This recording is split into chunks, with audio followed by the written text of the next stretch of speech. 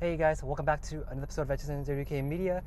As you guys can tell, I have right now new Skunk2 lower control arm bushings. I have new Hotchkis Endlinks front and rear. I went with the OEM ones actually broke after a few miles. I had to swap out the Endlinks again. So if I recommend you guys doing this setup, go with the stronger Endlinks. In terms of my experiences, I guess the OEM one went out, and I paired that with the the DC5 JDM Type R sway bar, and I have that up with the ASR subframe brace. So the back is currently really stiff right now. Just to reiterate, I have the DC5 Type R sway bar connected to Hotchkis front and rear end links, connected to an ASR subframe brace, and then to top it off, I have the DC5 Type R rear trunk. It's like a sway bar, but it attaches to the bolts within the trunk. So you got to lift up the kind of like the back mat in the trunk to kind of install it. It's just really two bolts, 12 millimeter bolts, and then it just bolts in, and then that's stiffened up the rear a lot. Even though my car is only stock right now, I don't have any suspension components such as like coilovers or new springs or anything like that. They're just original springs and shocks. But there are, the rear did stiffen up a bit, and then when I take corners, it's really, it kind of hugs the corner a little bit. There's less body roll for sure. And also, I think the old Endlinks were actually really worn. When I looked at it, I think one of them was actually broken. So Endlinks play a really critical factor because they kind of hold, they attach your front and rear sway bar in place so that your car doesn't, when you're under load in corners, like it stabilizes and stiffens up the chassis. So I learned from the first RSX that I had, I don't know if I mentioned this in my previous videos, but if you have if you're using a Progress sway bar, like I noticed that the first setup I had with the 24 millimeter Progress sway bar, I went with Hotchkis Endlinks, and that hit it kind of hit my suspension a little bit, and I wasn't really happy with that because when I took a full turn or whatnot, it would keep hitting the sway bar. Like the sway bar, Progress sway bar would hit part of like the suspension components like beneath my car, so I get this like clunk or this kind of weird noise. And when I went with the DC5 JDM one, it was like a perfect bolts up, everything went up smooth, didn't experience any issues. So we're just gonna drive around town a little bit, just gonna give you guys a little review on that setup right now. Yeah, I mean, if you guys are gonna stay stock, at least, you know, invest in a little stronger control arm, and invest in some bushings. I also went with aftermarket bushings. I went with actually the front two bushings that hold the front sway bar in place. Those are energy suspension, but then the back two are the actual OEM DC5 Type R bushing. So that is actually holding it in place right now, and that's really, really, I don't know, that makes a big difference, but when you're gonna do suspension components, anything that you could do, you can upgrade, you might as well just do it. Just a little stuff like that, it's not that expensive. You can either buy them separately or just buy them together. But why not? I stuck with the original color scheme. I don't know if some people like to have it like kind of purple, or some people like to have like, I guess, gold LCA or like lower control arms and hook it up with like a shiny subframe brace. But I wanted it to be consistent throughout, so I want to keep everything silver, not too like blingy or too shiny in your face, but also to look more OEM. So one good thing about the Hotchkis Endlinks, they're expensive. They're about like $280 or $300 if I'm not mistaken for the front and the rear, but you really get what you pay for. So the OEM ones were not that bad. They were about $500. Or I'm sorry, not $500. They're about $50 a piece. So you're gonna go 50 is $100. So about $200 for front and rear. So if I were to go back in time, I wouldn't really get those OEM ones because they kind of snap under load and you can't really adjust them. So with the Hotchkis one, you can adjust them and set them at the right angle that you know how you want. And with the OEM ones, like when you put them on, I noticed I had to kind of jack up their lower control arms to get the angle just right so I can kind of tighten down everything. But with that being said, the Hotchkis ones are doing well. They're working well for me, so I'm really happy with that setup. So yeah, I mean, corner speed, I haven't really taken crazy hard corners yet, but for the on-ramps and the stuff that I'm doing, everything is really holding nice, holding into place. And I, you know, it's the overall cost, right? Let's go through the overall cost of it. So let's start with the trunk, JDM DC5 trunk sway bar. So that was about $80. You can get that off of ICB Motorsport. They do a lot of, they ship a lot of parts from Japan. And that's where I also got my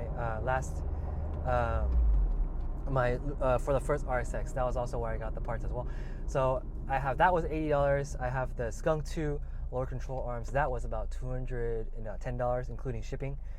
And the Hotchkis Endlinks, of course, those are about, let's see, about $300 for the front and rear. And I have the JDM DC5 Type R sway bar. That's a little bit stiffer than stock, but not too much. Maybe like, I think a 1 or 2 millimeter difference. That was about $120.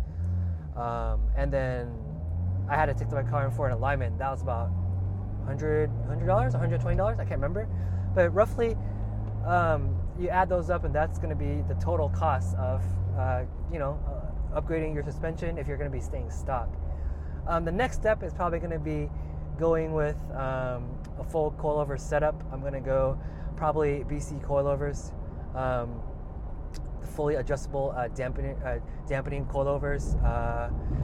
I forgot what the spring rates are, but they're supposed to be really good for the track. Obviously I'm going to pair those up with the camber kit, so I can run proper camber for the car. So I think if you don't get a camber kit and you just put on coilovers, you're going to wear out your tires like really quickly. So make sure you get that. So once I get that, I should be set. And obviously I already got my fenders rolled, as you guys noticed. I'm going to be running a lot wider tires, probably 245s, and 245s in the back and probably about 225 in the front. So a staggered setup, great setup nevertheless. The S2000, as you guys know, have a staggered setup.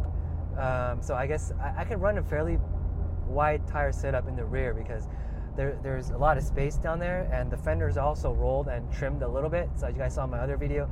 So I should have really good suspension setup soon. But yeah, pretty excited because there's a lot of good plans, a lot of long-term plans going forward for this RSX. But most importantly, this car is going to get the full, I guess, K-tune setup. It's going to be tuned, and it's going to be a beast because just right now, right off the bat, I'm just planning on running just intake right now, which I'm running, and then exhaust. And that alone, I think you can run a tune and get it to make some decent power. And to top it all off, I am going to get an LSD setup, probably like an M Factory LSD setup in the car. So yeah, with that being said, I think once I get that run, I think it's going to be fairly solid. Whoop a U-turn here so you guys can probably hit up a street with some corners so we can kind of get a little feel for the car in the corners with the whole new setup. So yeah, it's a really night and day difference once you drive this RSX stock, because RSXs are so high up from the factory. It's really high up, so you kind of got to be careful, and you're going to be taking high-speed corners. It's going to be kind of, I guess, a lot of body roll, and you don't want to get a lot of understeer because the RSX understeers like crazy from the factory. So we're going to be taking some corners right back here in these back roads, just to give you guys a little. You guys don't know if there's going to be a lot of body roll just from watching the footage, but I have the camera hooked up for the front view so you guys can kind of see somewhat. You got to figure out how to hook up a camera to the underside of the car so you can see the flex in the suspension, where the arms are going up and down. But yeah, we'll take this corner right here. Downshift. You hear a little bit of tire squeal, but yeah, it's really stable throughout the corner. So yeah, super smooth. My tire pressures are about 32 up front, 32 in the rear. I kind of toned it down so I can get a little more grip testing through the corners. But yeah, for now, I think the car is at a good point, and hopefully you guys, enjoyed this review. If you guys are looking for a great upgrade, you guys will think you gotta let me go. looking for a good upgrade, just stick to the budget. About between the $450-$500 range for suspension, without breaking the bank. And for me, I like to kind of take it slow and kind of build up the car and build up the suspension, not kind of go too hardcore right away. So once I get everything dialed in, I'm going to start ordering the suspension and ordering the new tires and the wheels.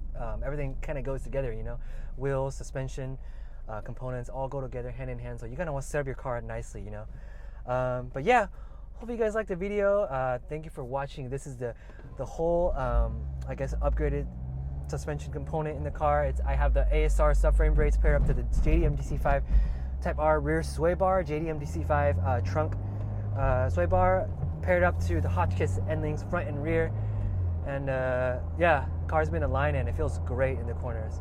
So if you guys have any questions, please post in the comments below. Let me know what you guys think, and let me know what you guys want to see next. And if you guys have an RSX out there and you want any direct feedback from this setup, let me know.